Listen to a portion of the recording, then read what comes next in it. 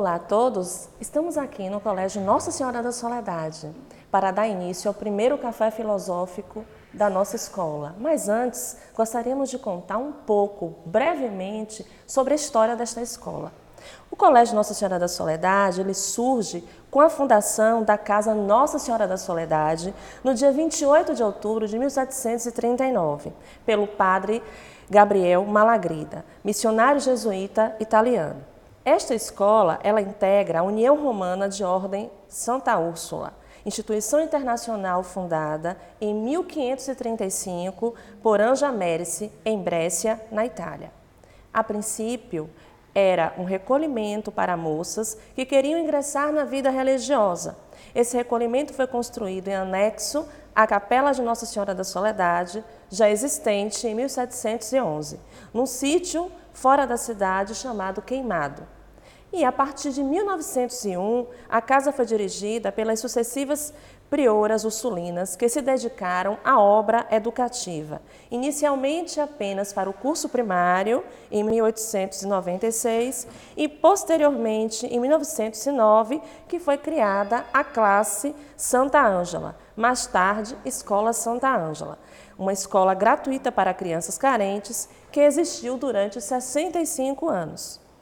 Criou-se assim uma comunidade escolar inspirada em princípios cristãos, animada pelo espírito evangélico da liberdade e caridade, para auxiliar adolescentes, crianças, no desenvolvimento de sua personalidade, a fim de crescer segundo a nova criatura que se tornaram pelo batismo. Já em 1928 foi criado o ensino fundamental e em 1931 o magistério. Em 1938, o ginásio e, de 59 a 72, funcionou uma escola doméstica para atender alunos carentes em turno oposto que aprendiam as atividades do lar e ajudavam aos trabalhos desta casa. Da sua fundação até hoje, o Colégio Nossa Senhora da Soledade continua crescendo e atendendo diversas crianças e jovens, capacitando-os para cada vez mais atender às expectativas dos seus alunos, investindo em projetos que priorizam a formação integral do cidadão. Para que vocês possam compreender a importância de um café filosófico no ensino médio, eu trouxe para vocês uma pequena história que vai nos contar, vai nos relatar quando surgiu o café filosófico e como ele é importante para o ensino da filosofia.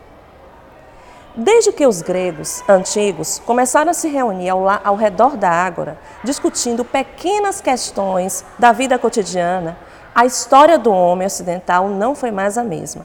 Está inaugurado o espaço público, o espaço da palavra, o espaço dos iguais.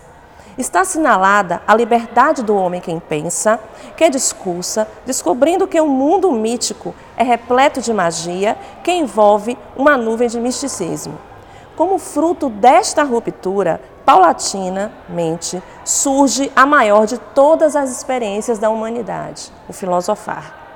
Esta ação, que é própria do pensamento, confere ao mundo sentido e oferece inúmeras contribuições para o processo de formação humana. Formação esta que também foi precedida e pensada primeiramente pelos povos gregos. Ao perceber que era possível atingir o aperfeiçoamento humano através de uma paideia, ou seja, a pedagogia grega. Somos herdeiros desta tradição, não temos como negar. É uma tradição que visa educar e projetar a humanidade a partir de nossa realidade e anseios. Logo, é preciso ter clareza que educar crianças e jovens na presença ativa do filosofar é proporcionar aos mesmos uma instigação ao desmonte de certezas, ao questionamento do instituído, permitindo-os transitarem através de reflexões e leituras de textos diversificados, instrumentalizando a crítica e ampliando a visão de mundo. Estes exercícios proporcionam que cada um de nós possamos conquistar sua autonomia no exercício pleno da liberdade. Ao longo de muitos séculos, consolidou-se uma tradição que fez a filosofia uma disciplina acadêmica restrita às instituições de ensino, Nesses últimos anos, esta tendência vem se ressignificando. Hoje, a filosofia busca pular próprios muros e habita outros espaços, como se de repente tivesse sido redescoberta. A comunidade filosófica vem buscando alargar seus horizontes, ultrapassar seus limites, ousar o pensar e atender uma dimensão sua que até então era pouco sistematizada, a do ensino de filosofia.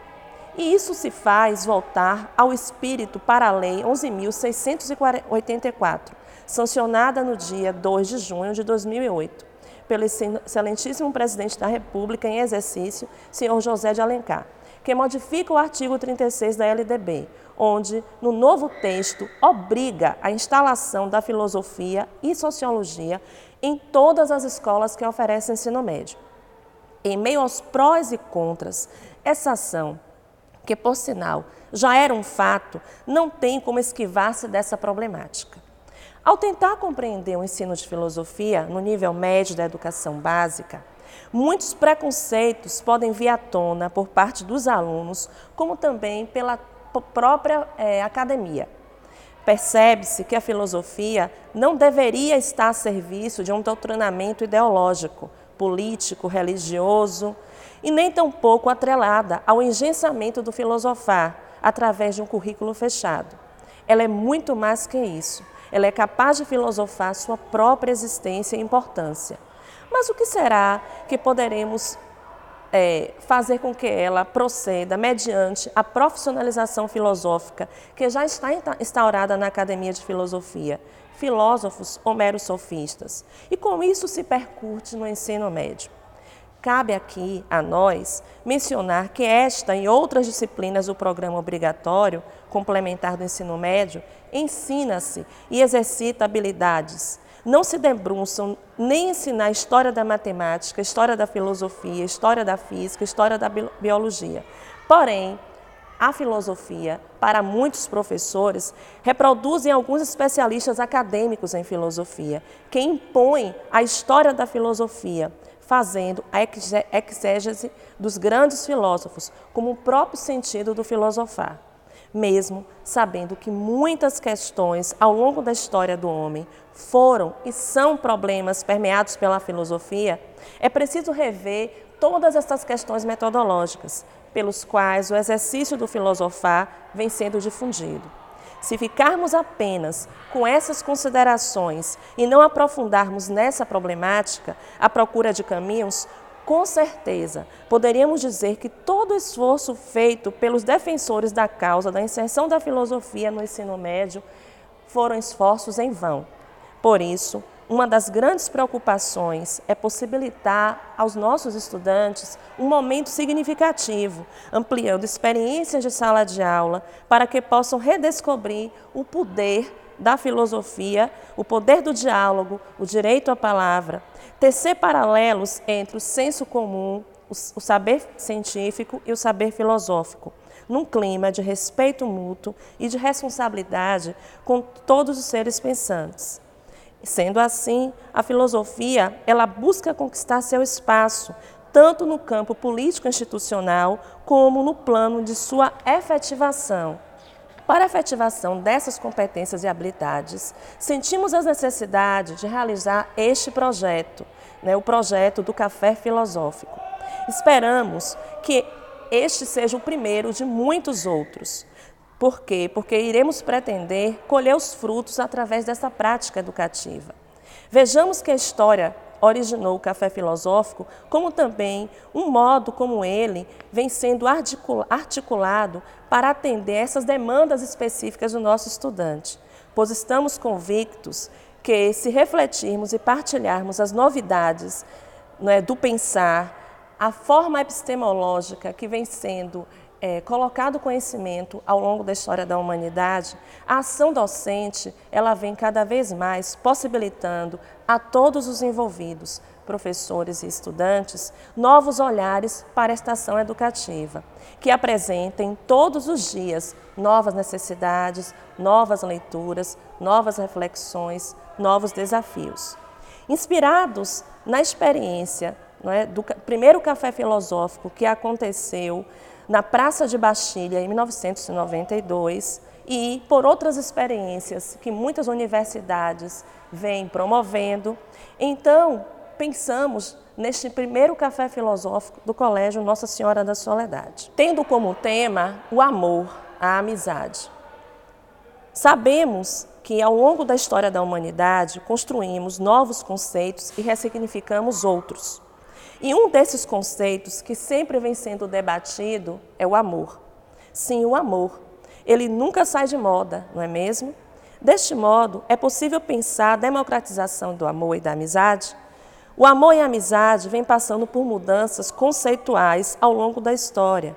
Por isso, é preciso compreender sua democratização sob aspectos filosóficos dentro do processo histórico-cultural, a fim de levantar uma reflexão sobre o conceito democrático dos afetos, partindo da premissa que o amor, a amizade e a democracia são desejos que o indivíduo pretende colocar em prática e que são conceitos inventados e recriados a cada época, a cada cultura.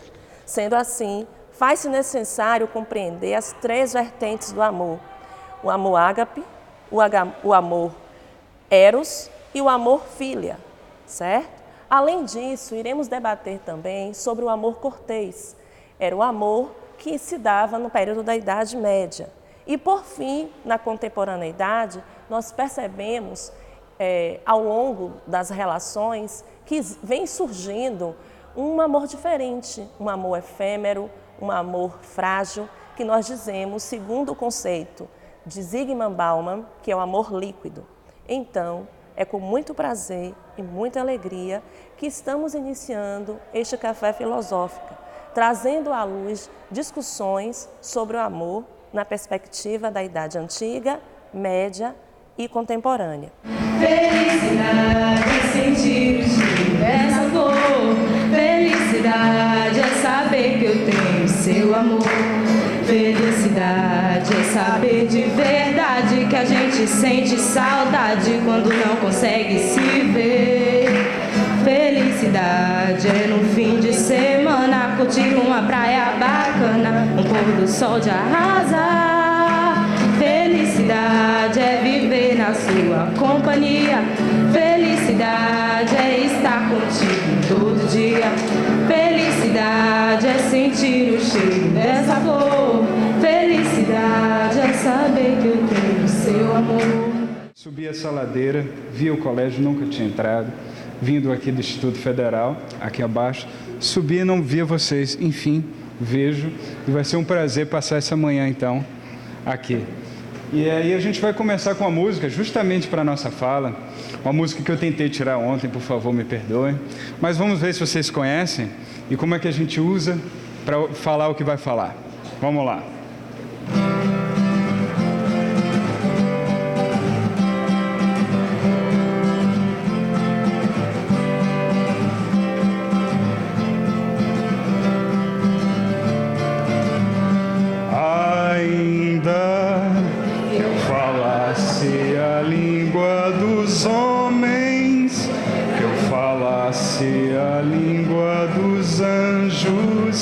Sem amor, eu nada seria.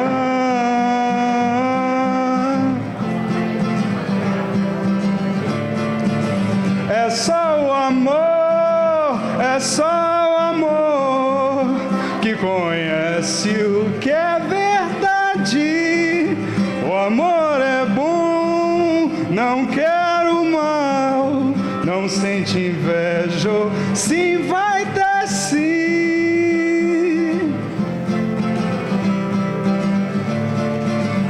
O amor é o fogo que arde sem se ver, é ferida que dói e não se sente, é um contentamento descontente, é dor que desatina sem doer.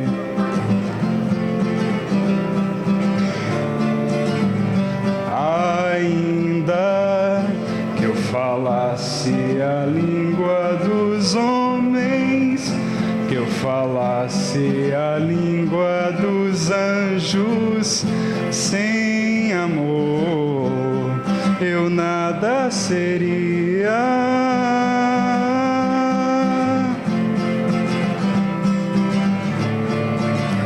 É o não querer mais que bem querer, é solitário andar por entre a gente, é o não contentar-se de contente, é cuidar que se ganha e se perder, é o estar-se preso por vontade, é servir a quem vence o vencedor, é um ter com quem nos mata a lealdade, tão contrário a si é o mesmo amor. Primeiro nós teremos a abertura, a palestra de professor Saulo Dourado, que é o nosso convidado, e após teremos uma surpresa entre uma palestra e outra, a declamação de um poema de um professor, não vou dizer quem, né? Ele vai aparecer na hora declamando o poema. E depois a palestra do professor Paulo Emanuel, e ao final nós teremos abertura para as perguntas. Desejo a todos um ótimo café filosófico, que isso seja apenas o início de tantos outros. A gente começou logo numa mistura que me fazem quando ouve meu nome. Antigamente, quando eu falava, assim, quando eu tinha 6 anos, 7 anos, eu falava meu nome, qual é o seu nome? Saulo. Ah, Saulo, Saulo, por que tu me persegues? Todo mundo falava isso. Todo mundo se achava muito original em falar, né? Mas Saulo de Tarso. E hoje em dia eu falo Saulo, as pessoas falam Saulo Fernandes, né? Ah, você é Saulo Fernandes? Pior que eu sou Fernandes também, né? O nome de minha mãe solteira é Fernandes, ela preferiu outro, que é Saulo Matias Dourado, senão seria Saulo Fernandes Dourado. Aí já seria demais também, né? Para uma Bahia só. E nesse caso eu misturei. A um passo eu sou, às vezes, o Saulo Fernandes, o cantor, tento cantar um pouquinho, e também o Saulo de Tarso, que é um dos primeiros pensadores, pelo menos quando ele, enfim, se converte. Você sabe a história, né? Ele, enfim, se converte em Paulo. Vocês vão ver isso hoje, na frente de vocês. A passagem de Saulo para Paulo vai funcionar. Eu sempre quis fazer isso. Sempre me perguntavam, isso na faculdade já de filosofia, tinha uma pessoa estudioso da teologia, alguma coisa assim, ele brincava comigo: Saulo, quando é que tu virarás Paulo? Então, enfim, aqui no Colégio de Soledade isso vai acontecer. Agradeço ao colégio, então vai ser ótimo. E disso eu já dou a dica sobre a música que eu cantei. Por que eu cantei essa música? Monte Castelo você já conhece de cor e salteado, que bom que vocês conhecem essa música. Mas vocês sabem que ela não é escrita pelo Renato Russo, não é? Isso vocês sabem. Essa letra, que é tão linda, realmente, tem todo o mérito do Renato de ter colocado em som, mas ela não foi escrita por ele. Vocês têm noção de onde vem a letra dessa música? Luiz de Camões, certo, ficou fácil, aquela parte. O amor é fogo que arde sem se ver, é ferida que dói e não se sente, é um contentamento descontente. Isso é o Camões, ótimo. Mas ainda que eu falasse a língua dos homens... Bíblia, ok, da Bíblia. A Bíblia é grande, viu? De onde vem essa parte de que parte é essa da Bíblia? Já fazendo quase uma sabatina para você, Paulo. Uma dica. E Paulo, essa passagem é de uma epístola de Paulo. Paulo, quando ele já se transformou, quando Saulo, você sabe que Saulo era um perseguidor de cristãos, era um cara da pesada, andava com seu cavalo para lá e para cá. Um dia ele caiu do cavalo, foi arrebatado e virou um grande... ele virou quem funda a igreja praticamente, quem leva a palavra do Cristo, etc. É o Paulo de Tarso. Ele precisa inclusive trocar o nome, por conta disso. Ele escreve isso na carta aos Coríntios: ainda que eu falasse a língua dos homens, ainda que eu falasse a língua dos anjos, sem amor eu nada seria. Certo? Isso é do Paulo de Tarso. Imagine, Renato Russo foi pegar um trecho da Bíblia, misturou com um soneto de Camões, que é do século XVI, e fez um hino ao quê? Justamente ao amor. E o engraçado é que ele pega um escrito que foi feito 1500 anos de distância entre um e outro, e ainda assim combina de tal modo que você nem desconfia que sejam textos diferentes. Se vocês não sabem, tanto que vocês não desconfiavam que era a mistura de dois escritos. Aí você pega, como é que é possível, falando de um tema, 1500 anos de diferença, ser dito de uma maneira tão próxima? Esse é o nosso ponto. Como é que é possível isso? Se a gente fosse falar, deixa eu ver, de uma tecnologia, eu conseguiria falar da mesma tecnologia de 1500 anos para cá? Não conseguiria falar. A gente daria risada, assim, poxa, não dá para misturar uma coisa com a outra. Se eu for falar de como se vestiam as pessoas de 1500 anos para cá, como se faziam, como se acreditava que tudo era, o mundo, a ciência era feita. Não, isso muda radicalmente. Mas esse tema, e assim como outros, claro, da filosofia, parece falar de algo que é de tal modo universal, de tal modo importa a todos nós, que ele pode ser dito por pessoas de tempos diferentes e mesmo assim nós nos identificarmos. A gente escuta Monte Castelo, que foi gravada em 1989. Na verdade tem 26 anos essa gravação. E a gente escuta Monte Castelo, acha lindo, é isso mesmo que eu sinto, eu fico assim quando eu estou com amor, isso é que se sente assim, mas realmente é um fogo que arde sem se ver, é ferida que dói e não se sente, é um contentamento descontente, eu estou feliz pra caramba, mas não consigo comer de tão nervoso, né? Tem isso assim, é isso, eu estou paciente, meu amor, espero você a vida inteira, e não consegue 15 minutos de visualizado no WhatsApp, sem ficar desesperado pela pessoa. Não é? É uma mistura de coisas, de eternidade com temporalidade, de algo efêmero com algo que pode durar para sempre e tal. Então, esse mesmo tema, ele percorre todos esses tempos como se fosse algo que realmente pudesse ser dito dessa maneira tal. Claro que com a mudança de cada época, mas a gente consegue falar sobre o amor em diferentes tempos e ainda se reconhecer. E realmente, como o sentido faz? Se vocês pararem para pensar, amor, claro, é uma palavra que dificilmente se define tão facilmente. Amor não é só de uma pessoa para outra, mas de um familiar para outro, etc, etc. Se a gente pega e vai descobrir na origem como é que tudo isso funciona, você vai ver que desde a mitologia antiga, você sabe que tem uma versão da mitologia, vocês conhecem mitologia, claro, né? Vocês adoram isso. Mitologia grega também. Conhecem um pouquinho? Gaia, Uranus. Na mitologia grega, existe uma versão que se dizia o seguinte, que existia Gaia e existia Urano. Antes era o caos. E disso parte Gaia, que é a terra, Uranus, o céu. E para formar esse mundo que vivemos, céu e terra precisavam se unir. Mas como é que eles se uniriam? Justamente, uma versão diz que Eros é o terceiro deus mais importante. Eros, que é um dos deuses do amor. Eros, que dá origem à palavra erótico, de sensualidade. Eros, um amor de atração, de junção. Eros é um deus que junta Urano e Gaia para que o mundo exista. E para que todas as coisas na natureza, de fato, consigam se combinar, é preciso que essas coisas se amem. É preciso que o céu ame a terra, é preciso que a árvore ame a água, de que tudo na natureza se ame para que se junte e se faça tal como é.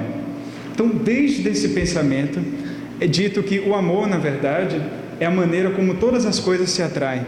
Como é que, porque eles se perguntavam, como é que uma coisa existindo separada da outra, como é que elas se juntam? Pelo amor. E o primeiro, um dos mitos, diz, o mito de andrógeno. Vocês já ouviram falar do mito de andrógeno? Essa palavra andrógeno é conhecida de vocês, não é? Andrógeno é uma pessoa que nem aparenta totalmente ser masculina, nem totalmente ser feminina. A gente usa isso no nosso vocabulário recorrente. Dizem, por exemplo, que Lady Gaga é uma pessoa andrógena. Entende? Ou seja, que parece tanto um ser masculino, da maneira como entendemos, quanto um ser feminino. O mito de andrógeno está, inclusive, recontado no Banquete de Platão, que é um texto que alguns de vocês já trabalharam, já deram uma olhada, e que se conta o seguinte: conta-se que, no início de tudo, na verdade, homem e mulher não eram seres separados. Eram um ser só. E esse ser se chamava andrógenos. Esse ser unido, ele era de tal modo forte, era tão forte, que os deuses começaram a temer que ele pudesse causar algum tipo de reação contrária. Assim como os titãs duelaram contra os deuses, eles temiam uma nova raça. E essa raça poderia ser a raça do andrógeno, que pudesse ser tão forte a ponto de combatê-los. Eles fazem o que? Cortam o mal pela raiz. Vou separar esse ser. Separa esse ser e torna um masculino, o outro feminino. E assim, conta-se o mito, de que essas duas partes separadas passariam toda a sua existência tentando se juntar de novo para que a força fosse recuperada. E assim eles explicam quase o amor entre o ser feminino e o ser masculino. É a tentativa de voltar à força original, ser tão forte como no início dos tempos, de ser um humano de novo, nesse sentido. E nisso se dá pelo amor. O amor que se sente um pelo outro, nesse caso, é para justamente ser forte de novo. Porque veja, por que você vai querer uma coisa que você já tem? Vamos dar uma analisada agora no próprio sentido de amor. Por que você sente falta de algo? O amor como uma falta nesse caso. Eu era um ser só, sou separado, tenho uma falta dessa outra parte para eu me tornar forte. Inclusive, é tão forte isso na nossa tradição que a gente usa ainda a expressão da Grécia, alma gêmea. A ideia de alma gêmea é que, em algum momento, houve uma alma só, um ser só, tinha uma alma, essa alma foi bipartida. Então nós passamos a vida inteira tentando achar a nossa outra parte da alma. Isso se chama alma gêmea. Ainda se acredita nisso? Príncipe encantado, alma gêmea, existe. Olha, ele pode chegar num cavalo branco, esteja preparado. Ou no caso, não é no Celta branco, nem no Audi branco, é no cavalo branco, tá? Que pode chegar esse príncipe encantado, ou alma gêmea, como se acreditava mesmo. Uma alma se juntando à outra. Então, dentro dessa tradição, que ainda nós resgatamos, é amar, é buscar aquilo que nos falta. Pergunta-se, como é que necessariamente o forte pode amar a força se ele já tem a força? Pense nisso. Como é que eu amo necessariamente, com todo o ímpeto, aquilo que totalmente eu possuo? E aí se diz, eu amo aquilo justamente porque me falta. Tanto que, isso já fazendo a extrapolação, é até um exercício nosso, percebam isso em nós mesmos, não só teoricamente. Quando nós amamos algo que nós não temos, veja o que acontece quando passamos a ter. Existe quase um checkmate nesse amor. Às vezes o amor parece diminuir. No sentido, eu já tenho aquilo que eu estava desejando, logo não desejo mais. A falta já foi preenchida.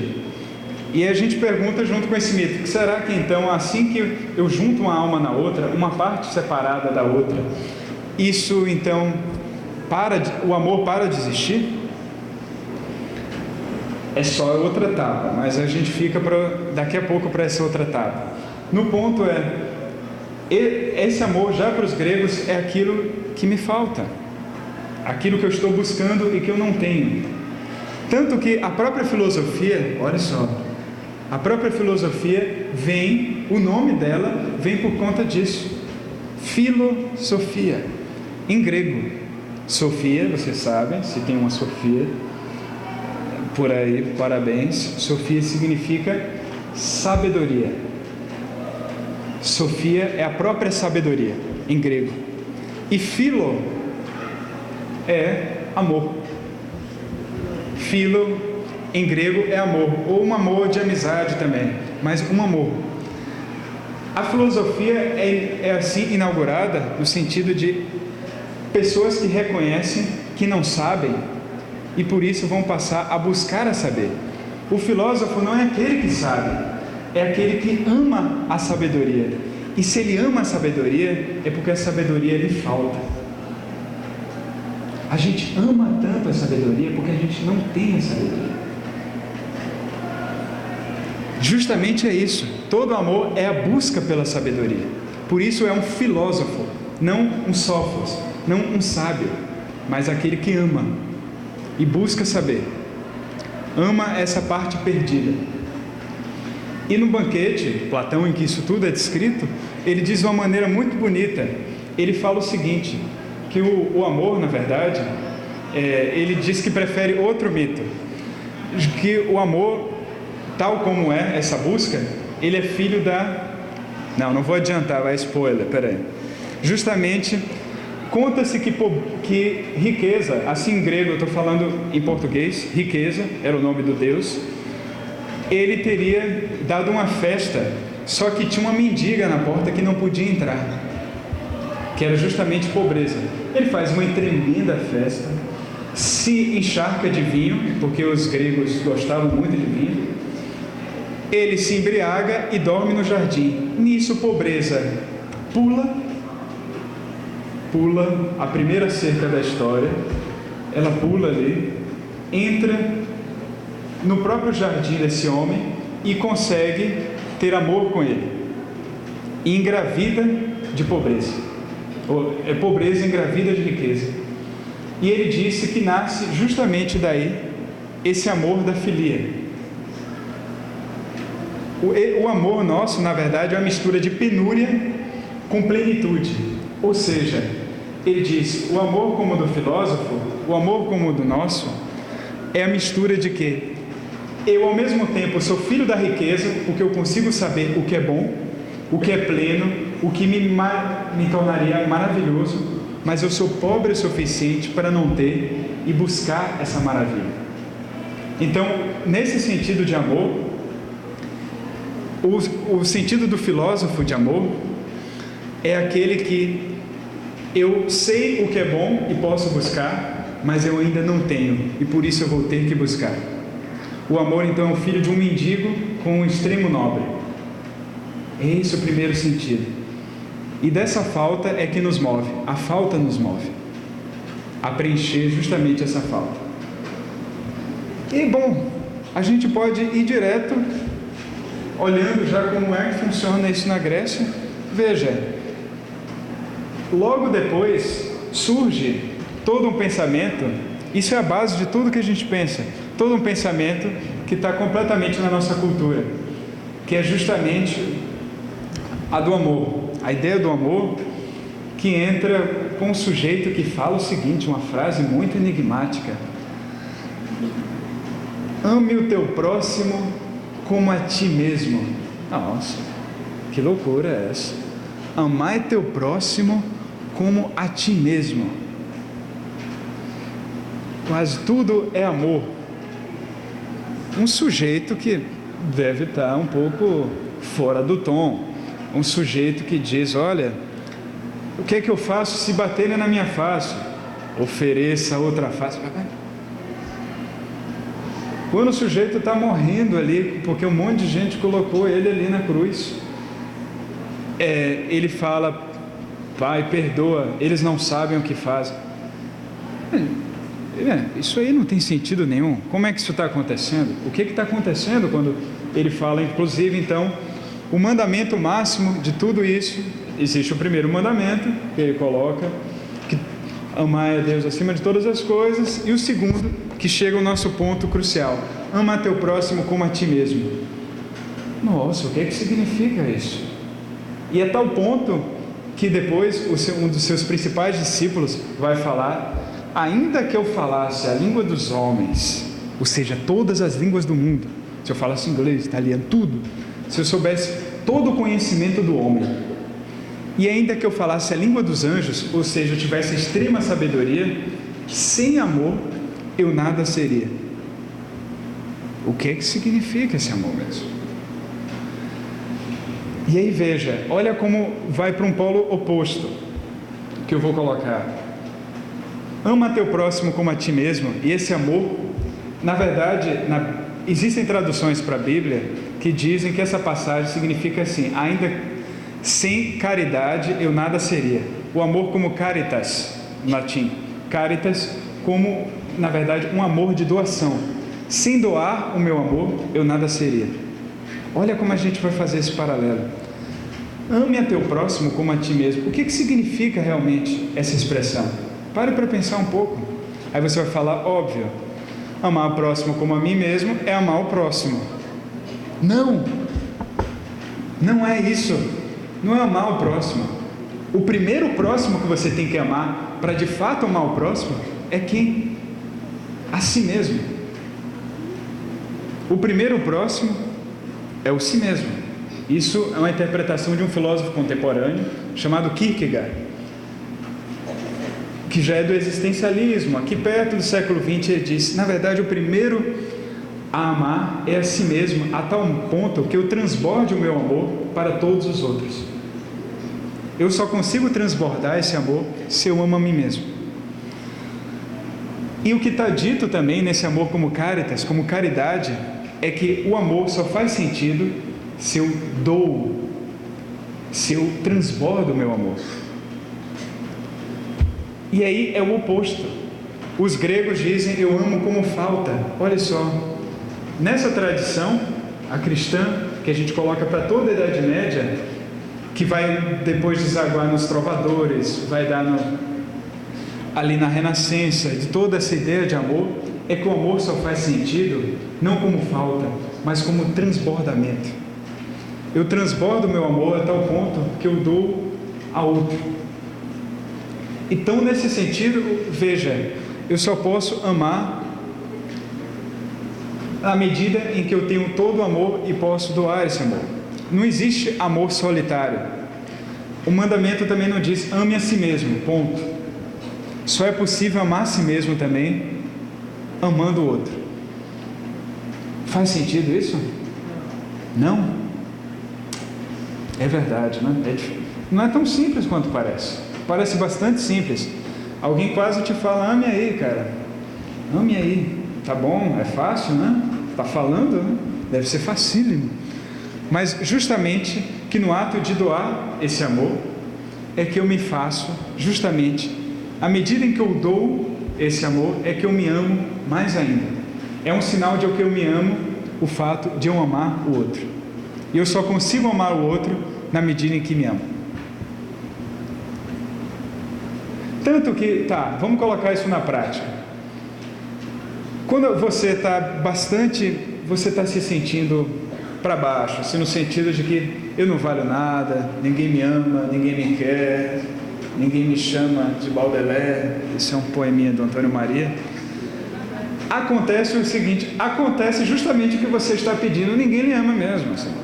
Quando você está no sentido pesado, você está pesado, uma penúria, acontece o que às vezes não dá liga em nada que você faz. E à medida que você às vezes reverte isso, tudo parece funcionar. Isso acontece cotidianamente. Você disse, não é assim. É óbvio que eu devo valer mais do que uma nota de R$10. Devo valer mais que uma nota de R$10.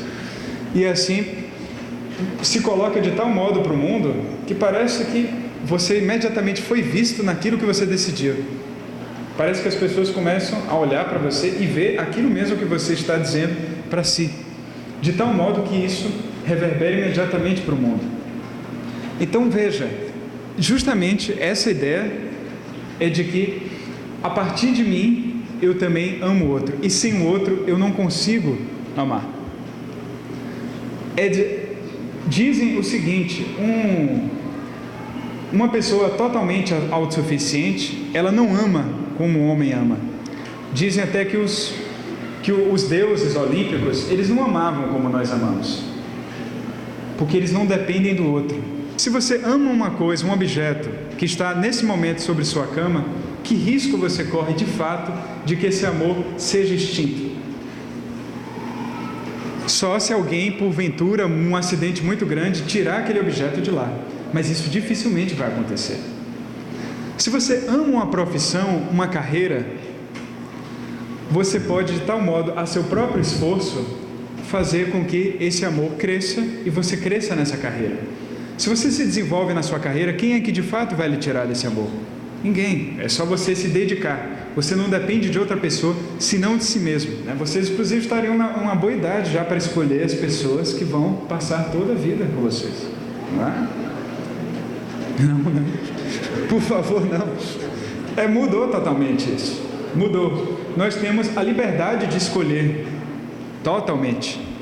Nós estamos livres. Vinícius de Moraes, que casou 9 vezes, né?